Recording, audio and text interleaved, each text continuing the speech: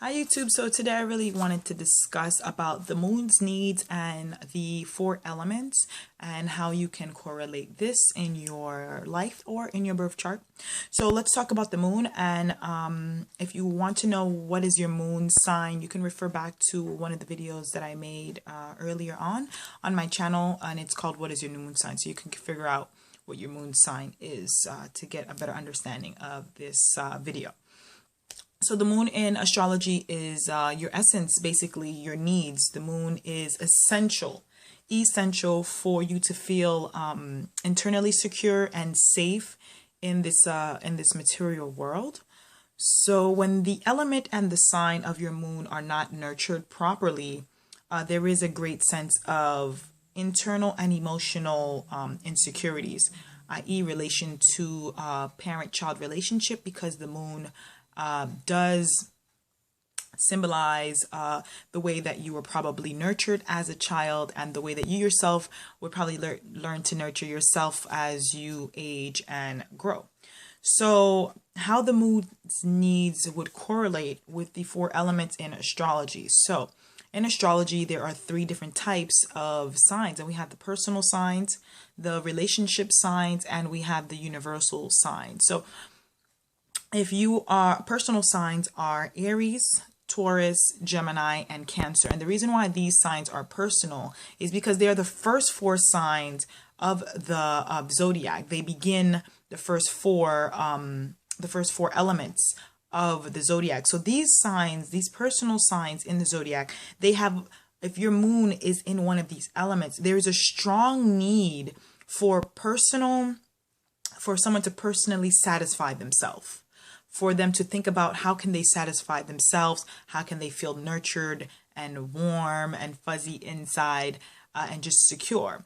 So we move into the relationship signs, which are Leo, Virgo, Libra, and Scorpio. These signs are more, they've passed the stage of self and trying to satisfy self, and now they're trying to interact with others, to connect with others, to feel a sense of nurturing once they connect with another person. So there's a strong need for partnership with these four relationship signs, and there's a strong need to feel like they have a connection as well with another individual if your moon is in one of these elements. And then last, we have the universal signs, which are Sagittarius, Capricorn, Aquarius, and Pisces. Now, these are the signs of the universe. These are the signs that need to feel like they're more worldly oriented. So when they do something, it's more about, okay, how can I put a stamp on the world? How can I make a mark on the world? How can I put myself out there in a bigger dimension and actually still be satisfied emotionally? And that is because they're the last four signs of the zodiac. So they complete the circle before it goes back again into self with Aries and so on and so forth. So when we talk about the elements now of these signs, they're a fire element. The fire elements are Aries, Leo, and Sag. So if your moon is in one of those placements, you have a fire sign moon. And when we think about fire, fire needs self-expression, and fire needs to feel alive once it expresses itself, once it's able to express their thought, their ideas, energy, because fire is also action. It's action oriented. It's more masculine. It's more out there and doing what it needs to do. So they are more intuitive fire signs, and there is a need to feel in control and a need to feel confident when you have your moon in a fire sign placement. Then there's earth sign moons, and those earth signs moons are Taurus, Virgo, and Capricorn. Now these earth sign element moon people, if you're an earth sign element, you have a strong need for earthy, tangible security in this earth realm, in this earth. Earth sign moons tend to have more of a practical, dependable nature. They see things more on a practical level, when they're doing something, it has to be in a practical state of mind. There has to be some type of reward in a tangible way for a earth sign moon to really want to indulge in it or put its energy in it or nurture it. So they search for material security. So you have an earth sign moon, you're searching for material security in this world. And the great thing about having an earth sign moon is we live in a material world, right? The planet is a material thing. You can feel it, you can touch it. So you have a better outcome of finding that security once you kind of work on the elements of your moon in earth as well. So then we have the air sign moon, and if you have your moon in either Gemini, Libra, or Aquarius, these are air sign moons. So there is a need for intellectual and mental and social activities with the element of these moons. So if you have this moon, there's a great need for that, So there's a need for sharing. There's a need sharing ideas. Rather use logic than emotions when you have these moons. If you have an air sign moon, you're not going to really try to get caught up in the emotional swirls of other people, like water sign, and you tend to also live in your mind, not be as practical as an earth sign, and not as fire directed, not as action oriented as fire sign. So there is a tendency to live in the mind with these kind of elements. So you don't deal very well with heavy emotions.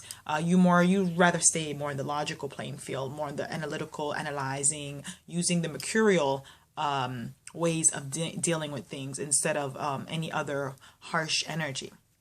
And then last but not least, if your moon is water element. So water is Cancer, Scorpio, and Pisces. So when you have your moon in the element of these three water signs, there is a need for emotional security, because water sign moons, they feel very deeply. There is a tendency to feel vibrations, energies, auras, situations, everything very, very intensely with water sign moon people. So there is a sensitivity with water sign moons, and I would say for water sign moons to be careful what you involve yourself in, because your emotional nature will gravitate and pull it in like water. Also too, water is very healing. So if you have a water sign moon, also, you can heal yourself constantly, rejuvenating yourself over and over, emotionally going through things and then emotionally washing them out, cleansing them. So there is a need with water to feel emotional security. So when we think about the personal signs, the relationship signs, and the universal signs in correlation with the elements, we're looking at, okay, so if I'm an Aries moon, I am a personal sign and I am a fire element. So how we would look at an Aries moon is it needs to personally express itself to feel alive, Aries energy. And then when we let's look at an earth element, we look at the earth element of Virgo. Virgo is a land sign that is practical, and so Virgo would need, and it's also a relationship oriented sign. So Virgo needs a practical way of initiating itself in a relationship. It needs to feel like it's materialistically or tangibly doing something emotional for another person, practical for another person or for themselves, to feel like their relationships are smooth and they're contributing in the right manner.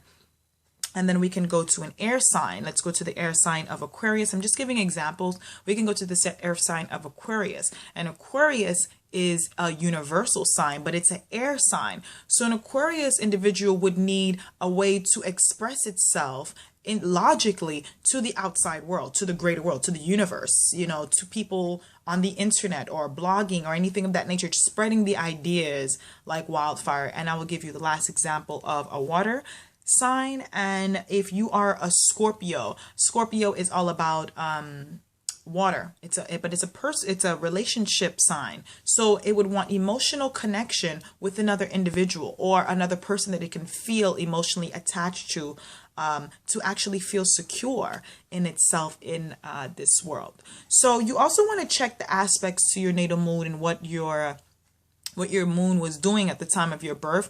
I'm going to put a link to, I think it's astro.com at the bottom, so that you guys can just take a look at where your moon was when at the time of your birth. If you don't know, you can always use just 12 noon at the date of your birth if you don't know the exact time, and you'll kind of just figure it out from, okay, the moon's disposition and how do you internally live your life. You'll kind of see the resonations of that happening with the moon and the 4 elements. So I also wanted to refer this book. This is an amazing book. It's called Moon Signs, The Key to Your Inner Life, and it's from the author Donna Cunningham. She is a brilliant astrologer for anyone that wants to learn about moonology, anyone that wants to learn about the way to nurture yourself.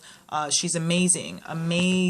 She has her moon in Aries. She's a Cancer, so she does know how to nurture and also physically ignite that self. That sense of self is back to nurturing yourself in a really good way. So this is my interpretation of just the moon and the 4 elements and how they gravitate and work together in your life. If this resonates with you and you would like to do a personal reading with me, I will leave my contact information at the bottom of the screen. And I hope you liked the video, and I'll see you guys later.